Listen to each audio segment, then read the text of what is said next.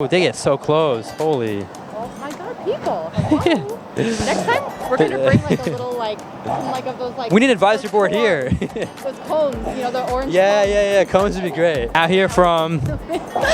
Wait, what was? Where are we at? New York City. The Brooklyn Bridge. Shout out. Ready for the video? Yes. Hello.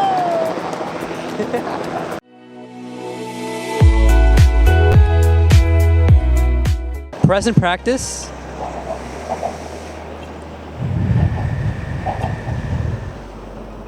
What is vibing? This is Vish and Emily Todd. And today we'll be responding to Sadhguru's video on Should women be allowed in the temples? Today I'm here with Emily Todd. Want to introduce yourself? I'm Emily Todd. I'm a personal freedom and women's empowerment coach. I work with women on unmasking their limiting beliefs that are keeping them playing small and help them live their most lives. Sweet. And where can they find you? I'm Emily Oriana Todd on Instagram. Check her out. All of her stuff will be down below. Have you heard of Sadhguru before? I have. I've seen his videos all over Instagram and YouTube. He's quite a social media star. You're not wrong. And with that, I'm curious, what does this topic mean to you? What's the first impression, thought that you get from should women be allowed to enter the temple? What goes through your mind when you hear that? I mean, I immediately go, of course they should. That's ridiculous. It's 2021. But then as we were chatting about earlier, I also understand there are different cultures and religions and truths for people that I don't fully understand. So there's a truth with a capital T, but then there's different truths for different people and religions. And so I'm interested to see what he says. I don't obviously agree with it. I'm a women's empowerment coach, but let's see. This will be very interesting. Yeah, like she said, she is a women's empowerment coach. And this topic is on can women enter certain temples? Let's find out. And before we start, we'd love to hear what you think about this topic before we watch the video in the comments down below. And then after the video, if your views have changed or if they've stayed the same, you can again comment down below. And with that, let's get into the video. In the Hindu community, women are not allowed into certain temples. The Shani Shignapur, it took women 70 years to get into it. They got into Shani Shignapur only in 2016. And Sabarimala, the fight is still on. Women in the age group of 10 to 50 cannot go to Sabarimala temple. I've already explained this in media in many different ways, but now that you're once again asking the question, and once again it's an issue, let us understand this. This is a culture where there are more goddess temples than god temples. There are more female deities worshipped in this culture than male deities. In south we call them Amman, Mariamman, this, in north there are various kinds of devis. So, the restriction in the temple is for a completely different reason. I spoke about Shani Shignapur and I know the whole activist groups went against me because they're just waiting for an opportunity always. See, these are occult temples. You know what's occult? When you do occult practices, women in different states, particularly in states of pregnancy or menstrual states, it's not good for them, they're very vulnerable at that time. It can hugely impact their health and well-being. So they said you should not enter occult temples. Only on certain days when there are no such practices you enter, otherwise when practices are going on you do not enter because it's not good. Now talking about Sabarimala and other hill temples, these were mainly said because this is tiger country. Today maybe the poor tiger needs to be saved by you and me, that's a different matter. Otherwise, in southern India, in western Ghats, tigers roamed in thousands, okay? So climbing these hill temples was always a risk, and people have, even today they have these practices that they will carry some samrani, it's a kind of a thing that smokes. They always carry this when they go up because tigers will attack you otherwise. If they smell biology, they will go for you. If you take a woman with you, always a woman is more easily smelled down by a carnivorous animal than a man. So they said never take the woman. If you take the woman, for sure tigers will get you. So all hill temples, not only Sabarimala, all hill temples they put this restriction. But now the poor tiger is gone, it needs protection. So now shouldn't And the women the are… practice change? Now the women are better equipped, you know, in terms of modern amenities, they're better equipped, they're not what they were at that time. If it's only for that reason, definitely it must change, there's no question. At the same time, Sabarimala temple, I do not know the full detail, but from what I have heard from the temple authorities, they are saying that is because the deity is a brahmachari. If there is such a sensitivity, I think you should leave it. You just said that this is 21st century Yes, India, yes. and books that were written thousands of years ago no, that's what I'm now saying. need to change. No. Practices that were gotten into thousands of years ago now need to change. So why do you stop one step short? No, I'm not stopping one step short. So Emily, what are you thinking so far? I must admit I'm a little confused. I'm a little confused. What exactly are you confused about? I'm confused about what are the conditions under which they're saying women shouldn't be allowed to enter. I think I caught something about women being more easily smelt by the tigers, and another one where going into an occult temple might not be good for them, which I think I understood if there was some crazy energy and they were in a certain, I think maybe menstruating or pregnant, it wouldn't be good. But I would love to hear your perspective and maybe some further color on what is happening. Surely, I appreciate you being so transparent about what you understood, what you didn't understand. I'm gonna give you more of a thorough, I guess, reflection at the end, because there's also some things I wanna see more in detail about from what he says. Yeah. But so far, I think you nailed two very key points. The first being the tiger kind of story, right? That is something I don't know how true is. It sounds quite out there, right? Now, again, am I going to deny it and say that it's not true? No. Am I going to say that it is true? No. And the reason for that is I just don't know, right? So, Amen. No, I mean, like we were talking about earlier, we don't know. There's a lot we don't know, and we could laugh and say that's ridiculous, or there could be a lot we don't know, and that could actually be truth with a capital T. So who are we to, I guess, laugh at that, which I was doing. That's okay. No, laughing is great. There's nothing wrong with laughing. I've realized this, and I want to keep this real quick because I want to get back to the video so y'all can watch this too. As I've learned, the scientific way is very logical in nature, and it's very dismissive of things that aren't confirmed. The religious way has been very overly blind, and so we'll believe in things which maybe aren't true at all. The spiritual way, at least as I've come to understand, is a more of a open and, I don't want to say better, but it's been a path that's very much resonated with me more personally, just because of how much it makes sense. It literally takes both sides. It'll essentially let you know that if you don't know something, you just say, I don't know. If you know something, you say you know, and if you don't know, you don't. I mean, it's as simple as that.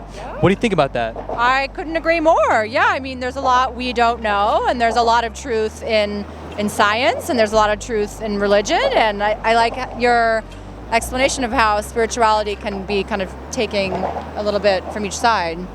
Yeah, I just think it's more open-minded, but if you have different views, it's okay. It's an open platform. Would love to hear what you think in the comments down below.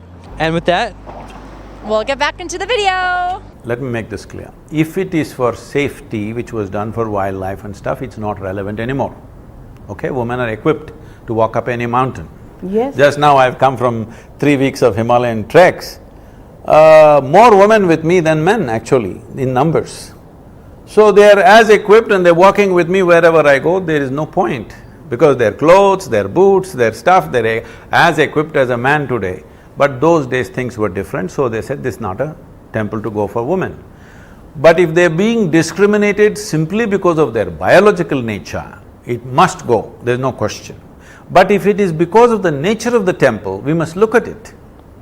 But Sadhguruji, with all due respect, if the god is a brahmachari, so to speak, See, this god idea is not our idea. This is a Western idea. We don't have a god.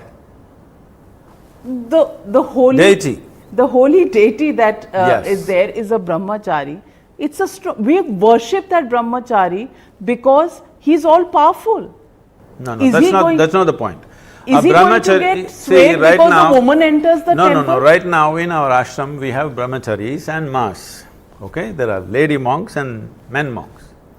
If the women demand, we want to go into the men's segment of the brahmachari segment, it's called the Sangha. We want to go into the male Sangha. No, because even we cannot enter into the female Sangha. What is that? There are temples in Karnataka where men cannot enter. So these things were made for a different reason. This is not gender discrimination. If there is gender discrimination, it must end. There's no question about it. But this is gender discrimination. How else See, would I you will not describe go it? into the ladies' toilet. Is it gender discrimination? It's just sense, simple sense. So you would only compare women not going to Sabarimala, compare it with men not going to a ladies' toilet? I'm not… let's not make temple and toilet one thing, that's not what I'm saying. All I'm saying is, there are certain sensibilities and there is discrimination. These are two different things. Sensibilities have to be respected, you can't level everything. But if it is discriminated just because of biology of a woman, that must go 100%. But isn't it just that? No. Why women between 10 and 50 cannot go? See, for women above 50 are not discriminated against. No. So it's biology. See, a deity is seen as a live person, do you understand? A brahmachari is sitting in his own abode, so women don't go into his abode. If a young woman was sitting, we say men should not enter that room. Just the same thing.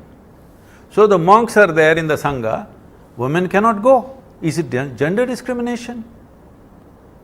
For his safety, not for theirs. So,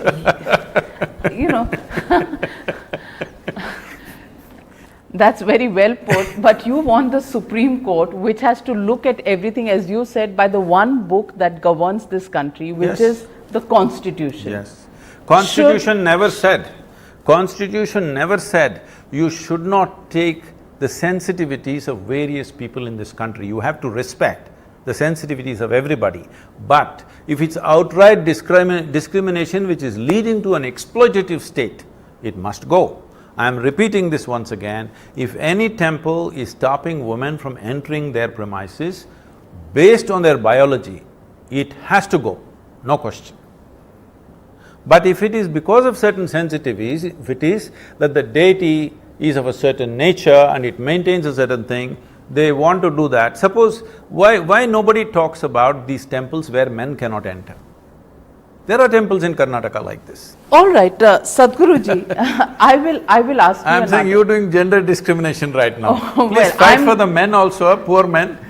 Poor men. Men in this country have never been poor men. It's always the women who have been discriminated against. So that was an interesting video, Emily. What do you think of this one? That was very interesting. It wasn't my favorite video of his, I must say. I was a little disappointed in his stance. I understood what he was saying in terms of sensitivities, as he kept saying, but it wasn't clear to me that those same concerns around sensitivities were being extended to men. Were they? And did you understand, like, men between 10 and 50 like, not being allowed in the temples? And that to me was a little weak. Thank you for sharing that. Again, I want to make this clear so even the viewers, this is a completely open and transparent platform, and yes, I've done a lot of reaction videos to Sadhguru himself, but I think it's super important not to blindly believe in someone or to blindly disbelieve in someone. So being critical, I think, is super important. So I love what you just did there, and that's perfectly okay. And it's a great point you make. What I will say briefly to that point is this was like a 7-8 minute video, and his interview itself was brief. It wasn't, an hour-long interview, at least from what I know and could tell. So for him to maybe go in depth with the details of those things maybe wasn't possible due to the timing. Yeah. But I think the key point that stuck to me from this video was, again, the whole story with the animal sensing. I don't know, that was a little out there, right? But the occult rationale, what do you think? First off, do you know what a cult is? I'm curious. A cult? I mean, witches? No. A cult? I mean, I don't know. Energy, darker spells, darker uses. I don't know. How do you define a cult? Well, from what I know, and yes, it's very limited, so I'm no spiritual expert here by no means.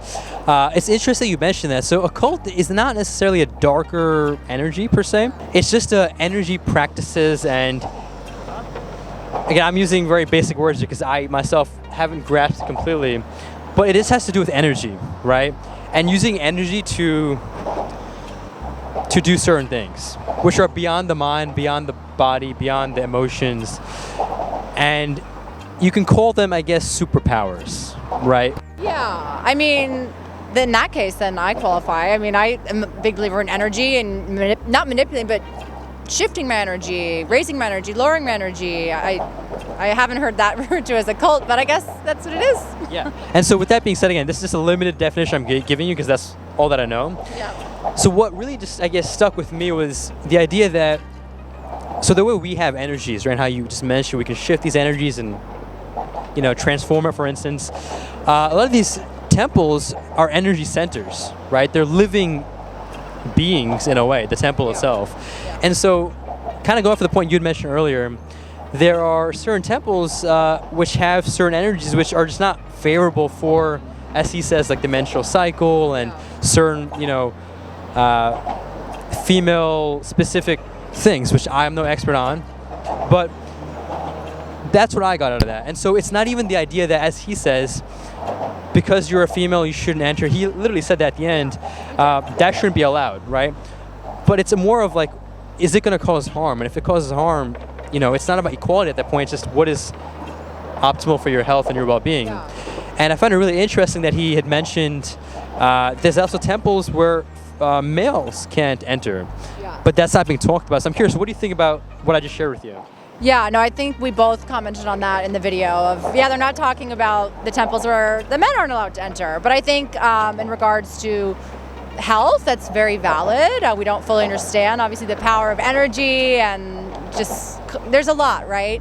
I personally think what should be happening is there's maybe a warning or a guideline that, you know, maybe you might want to reconsider entering if you fall into this age group, but not you're not allowed to enter. And so give women the choice. Do I want to enter knowing that there's a warning about how it could affect me in a negative way? So that would be what ideally I would love to see. That's a great point. And yeah, I don't know. That is interesting. Maybe there is signs, maybe there isn't. Is this a strict hard cut? You can't enter at all? Yeah. Maybe, I don't know. I haven't been there, so. Research. Because I guess that I was understanding it as you're not allowed to enter if you're between the ages of 10 and 50, but maybe there is a sign and maybe it's just an advisory. And I think that would make sense. You give people an advisory and then their freedom to choose what they want to do, what's best for them. Thank you so much for sharing that point. And, you know, honestly, I think there's a lot to explore here. Like you just mentioned, research we both have to do and would encourage you all to do as well. And yeah, I want to appreciate you for being here and spending your time and energy. And also for you all watching. And again, don't forget to check out Emily. All of her stuff will be down below. And with that, make it a great day. Take it joyfully and stay conscious.